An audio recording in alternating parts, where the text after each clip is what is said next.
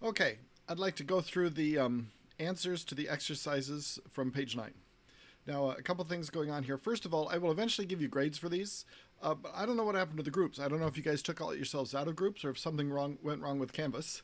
But when I go back to the groups, nobody's in groups anymore. So I will look into that and see if it's a Canvas problem. If it is, I'll fix it. Regardless, as soon as I sort that out, and whether I sort it out or not, I'll eventually give you grades for this. I'll probably give everybody full credit for this. As I said, you didn't have to get it right. You just had to give me a good faith effort.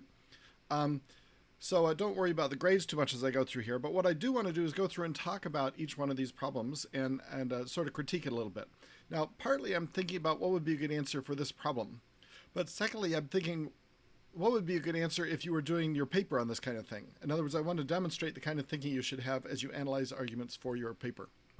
So let's walk through this. Number 3. Number 1 I did. Number 2 we skipped.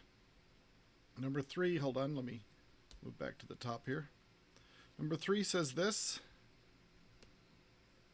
Thomas Aquinas argued that human intelligence is a gift from God, and therefore to apply human intelligence to understand the world is not an affront to God, but is pleasing to him. So the first thing is this part. Thomas Aquinas argued that is just a preamble to explain where the argument came from. So this group correctly left that out of the premises and the conclusion. Secondly, there's 2 statements after that. One is that human intelligence is a gift from God, which they have put here. And the second is that to apply human intelligence is to understand the world is not an affront to understand the world is not an affront to God, but is pleasing to him. That's here. Okay. So the question is, which is the premise and which is the conclusion? So the idea here is that he's saying, this is funny, it's almost the exact opposite of the argument in exercise number 15, which argues that it's Martin Luther arguing that reason somehow goes against faith. Thomas Aquinas here is arguing that reason isn't against faith at all. He's saying that, look, God gave us intelligence, and so of course he wants us to use it. He's not bothered when we use it, he's pleased when we use it. But that means that this is actually backwards the way it's stated. Human intelligence is a gift from God is actually the premise. He's not saying, look, how do I prove to you that he's not saying this. He's not saying we want to prove to you that human intelligence is a gift from God. So to prove it, we'll point out that God is pleased by intelligence. Therefore, it must have been his gift. That wouldn't make sense anyway. Just because God was pleased with something, why would that mean it had to be a gift from him? It's going the other way around. It's saying because it's a gift from him, that means that it must be pleasing to him when we use it. If he gave us the gift, he must want us to use it. So the premise here is actually what you guys have marked as the conclusion. The premise here is actually that human intelligence is a gift from God.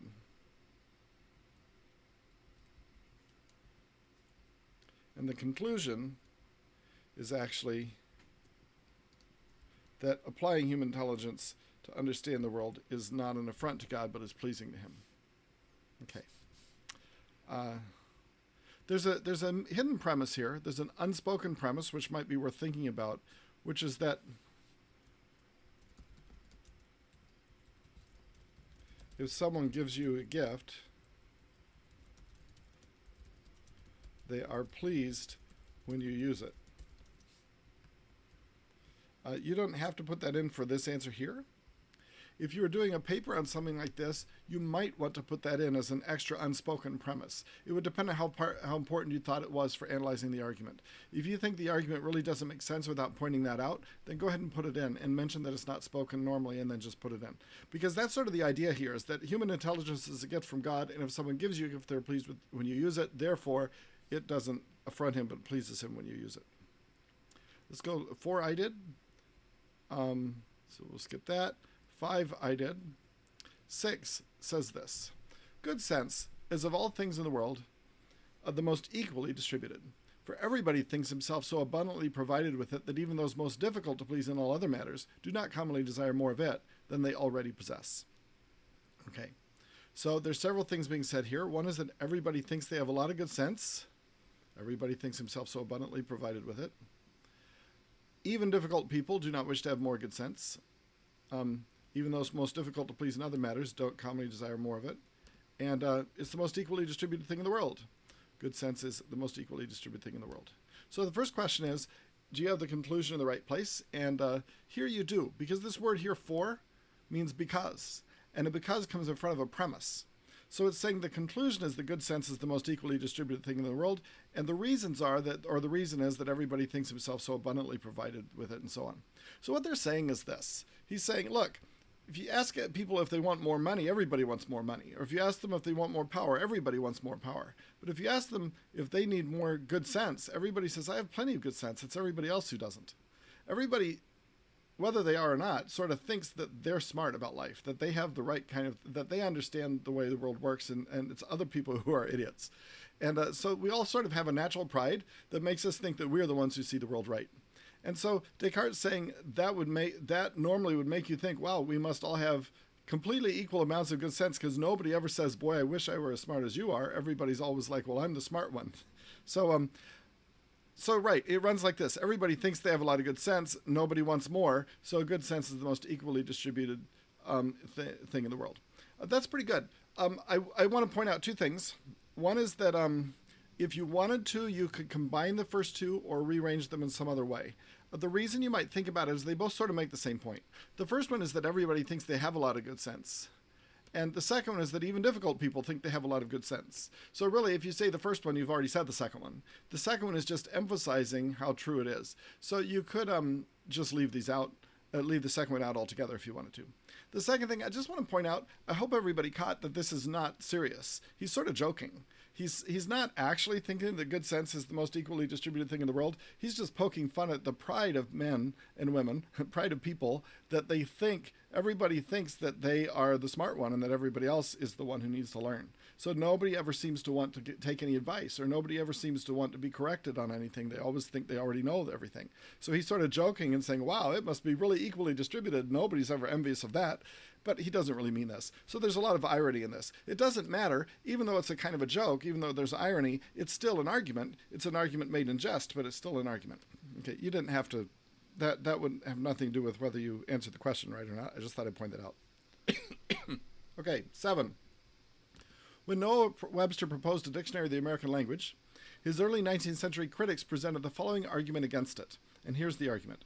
Because any words new to the United States are either stupid or foreign, there is no such thing as the American language. There's just bad English.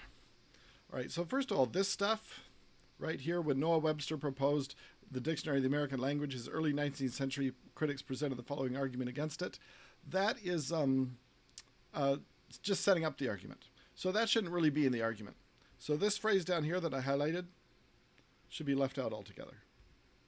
And this should just say any words in the United States were either stupid or foreign. And this should say are either stupid or foreign. The word is as a past tense was just as a past tense because that's what they said. Okay. Any words in the United States, and that's missing a word. It's any words new to the United States are either stupid or foreign. Oops. Are either stupid or foreign. Therefore, there's no such thing as the American language, only bad English. So the idea here is that they were saying we already have dictionaries of the English language, and the American language is basically just English. It doesn't need its own dictionary. Now, there's and so they're saying it this way. They're saying, look, some words that the United States uses just come from other foreign languages, and they don't need an American dictionary. They just use the foreign language dictionary. And other words are just bad English. They're English but used inappropriately, and they shouldn't be in a dictionary at all because they're not really good English.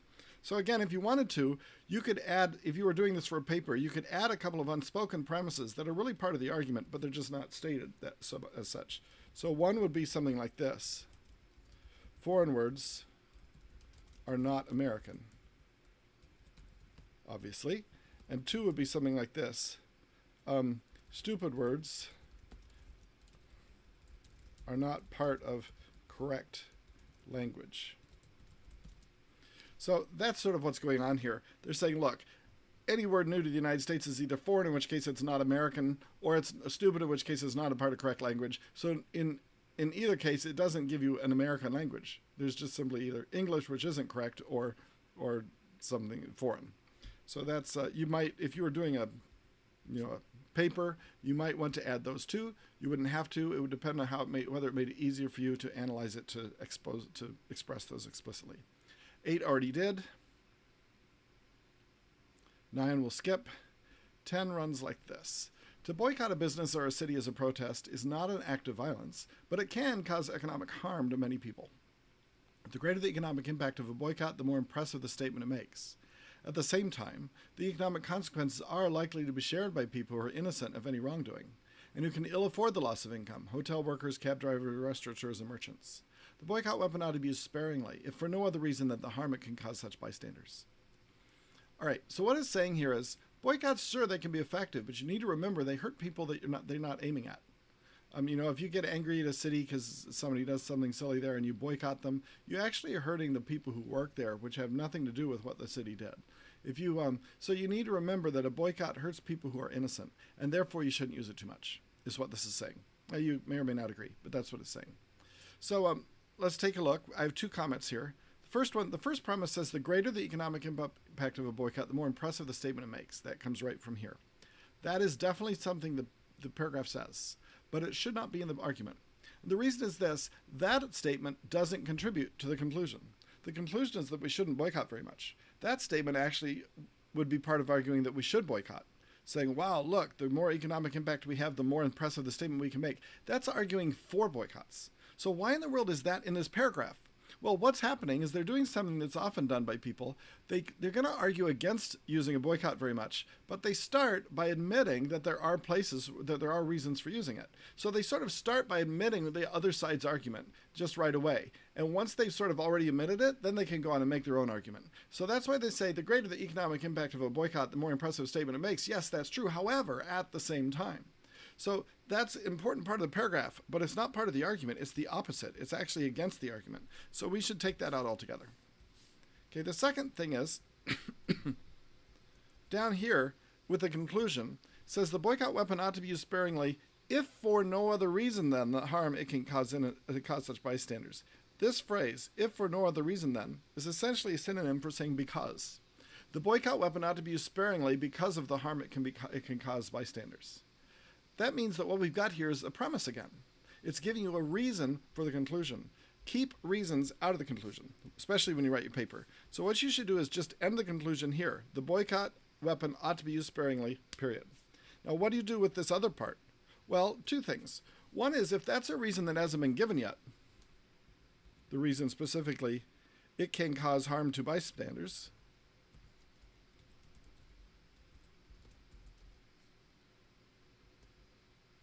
to innocent bystanders. If that hasn't been said yet, then you would add that as premise 2. But actually, in this case, I think premise 1 already says that. Premise 1 says the economic consequences are likely shared among those who are innocent of any wrongdoing, innocent bystanders, who cannot afford the loss of income, cause harm. So I don't think you need this at all. I think you should just leave it completely out. Like this. Okay. 12, you guys didn't write down the argument itself, which is okay, but I'm not going to look it up right now. I'm just going to work with what you have. Premise 1 says, when a jury is sufficiently unhappy with the government's case or the government's conduct, it can simply refuse to convict. Premise 2, this puts powerful pressure on the state to behave properly. Conclusion, a jury is one of the most important protections of democracy because it grants citizens the power to act against tyranny and wrongful imprisonment. All right, so what's going on here? What they're saying is this. We have this funny system in our country that trial is usually trial by jury rather than trial by judge. You would think that if you're going to have a trial, you would have a judge and legal expert make the decision as to whether somebody's guilty or not and what they should be convicted of. But what we actually do in this country for criminal cases in any case is to have a jury make the decision who are not experts. They're just ordinary citizens. And what this is pointing out is that that's actually a really important thing. Because that means if the government itself is being crooked in some way, if it's being unfair in the way it applies the law, or if the laws themselves are unfair, or if it's getting evidence in the wrong way, like if it's wrongfully imprisoning people, or if it's using illegal wiretapping or whatever else, the jury can always simply ignore every single bit of the law and just say, nope, we refuse to convict this person. And it's saying that means that the government, as a result, feels pressure to do things the right way. It doesn't feel like it can just get away with a sort of taking shortcuts or doing things it's not supposed to do, because who knows what that jury will do. And therefore, the jury is actually one of the most important protections of the democracy, but because it keeps the government from doing things which would be unable to secure the conviction. So that's the idea here. Now, the thing I want to point out is that this says, conclusion, a jury is one of the most important protections of a democracy because the moment you see that because, you've got something that doesn't belong in a conclusion. That because shows that you're leading into another premise. So this should just say, a jury is one of the most important protections of democracy, period. Why? Because it grants citizens the power to act. Well, that just means that that needs to be up above as one of the premises. So once again, you have two choices. You could put this in as a premise all of its own. A jury grants citizens the power to act against tyranny and wrongful imprisonment, like this.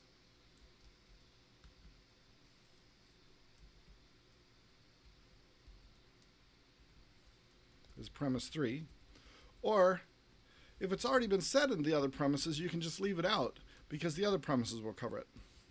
So, this says a jury grants citizens the power to act against the tyranny and wrongful imprisonment. I don't see that being set up above. Premise 1 doesn't quite say that, and premise 2 doesn't quite say it either, although I could see somebody thinking that they wanted to count it that way. So I would put premise 3 in as a separate premise, but the conclusion should stop with the word democracy. You shouldn't have anything more after that. You should never have a because or a since or anything like that in the conclusion itself. So remember that when you write your papers. Next one. Without forests, orangutans could not survive. They spend 95% of their time in the trees, which along with vines and termites provide more than 99% of their food. Their only habitat is formed by the tropical rainforests of Borneo and Sumatra. I think that was of. So they have as premise number 1 the statement about the trees, and premise number 2 the habitat, and then they have conclusion, therefore orangutans would not be able to survive without forests. I think this is completely correct. When it was first written down, they just said this. They had just said unable to survive, period. And I commented that this doesn't say orangutans are unable to survive at all. It says they're unable to survive without forests. So you really need to say without forests for this to be accurate, which they did. They came back and changed it. Okay, group 14, the last one. This has a mistake in it that's really tricky, so let me talk about it fairly carefully. It says omniscience and omnipotence are mutually incompatible. If God is omniscient, he must already know he's going to intervene to change the course of history using his omnipotence. But that means he can't change his mind about his intervention, which means he's not omnipotent. Okay, this is an argument made by Richard Dawkins, who's kind of a famous atheist who's very famous for making very forceful arguments against religious views of all types. Omniscience means knowing everything, and omnipotence means being all-powerful. So most versions of God, most beliefs about God, most people who believe in God believe that God is omniscient and omnipotent. That is, they believe God knows everything and can do anything. So what Richard Dawkins is saying is that those things are inconsistent with each other. So first of all, he says, premise number 1, God is omniscient. He already knows how he's going to intervene to change the course of history. And 2, he can't change his mind about his intervention, which means he's not omnipotent, and so therefore they're incompatible. What he's saying is he knows what he's going to do tomorrow, so he knows he won't do the opposite, so therefore it's impossible for him to do the opposite, so therefore he can't do everything. So look, they're incompatible. Now, whether you think that argument works as a whole or not, I'll let you figure out on your own. I'm not sure it does, but it's an interesting argument. It's an interesting approach. But there is something here that's not right. The first premise is God is omniscient. That can't be right technically, because Dawkins does not believe God is omniscient, because Dawkins does not believe God exists. He's an atheist. So he can't be starting with the premise that God is omniscient. Matter of fact, if he's going to say God can't be omniscient and omnipotence, he's really saying he can't be omniscient in some way. So the important thing is that he never said up here that God was omniscient. He said if God is omniscient. Remember, with an if statement, if you say if something is true, then something else. If you say if A, then B, that doesn't mean that A has to be true. It just means that if A was true, something else would be true. So you really need to leave the if in the premise here. The premise is not that God is omniscient. The premise is that if God is omniscient, then he already knows how he's going to intervene to change history.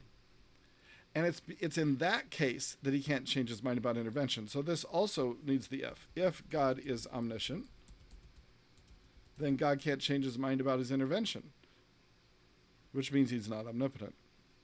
So therefore, omniscience and omnipotence are mutually incompatible. And this would be correct. Oh, this was then God. I would actually even put this last part, which means he's not omnipotent, I would probably clarify this by making one more premise. This is not necessary, but I think it makes it simpler. I'd still put that same thing then.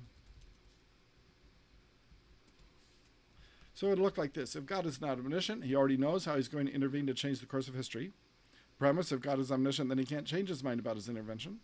Premise, if God is not omniscient, then he's not omnipotent. So, omniscience and omnipotence are mutually incompatible. These earlier steps are sort of conclusions from the previous premise, so you could see this as a series of 3 arguments, from this premise to this one, then from that to this, and then from that to this. Okay, that's that. Here's what I'm going to do. As I said, I'm going to grade later on and fill the grades in. Secondly, I'm going to go back. If you guys took yourself out of groups for some reason, I will maybe have you jump back into them later on. Regardless, I will, and if it's something that happened with Canvas, I'll try to figure out how to fix it. Then the other thing is there's another assignment already available now that will be due this Friday. It's another group assignment. So use the same groups, or if you have to start over, then use the groups you start over with. Wait until I sort the groups out tomorrow morning, if they aren't already sorted out. But what you're going to do is you'll see 2 more, you'll see in the assignment 2 more links where you're going to analyze an argument coming from the voting argument example. So in the form, we had a voting argument example, and then we had a sample pro argument, sample con argument. I want each of your groups to go in and look at the pro argument and figure out what its premises and conclusion are. Do the same thing as I talked about here. Add unstated premises if you need to. Rewrite things if you need to. Leave sentences out if they're not part of the argument. Do whatever you can to make it as clear as possible while still respecting the meaning of the original. Do the same thing for the con argument. Once again, you'll get full credit for a good faith effort, and then after everybody's finished over the weekend, maybe the beginning of next week, I'll come back and do some sort of response to it, probably in video form. Okay, thanks.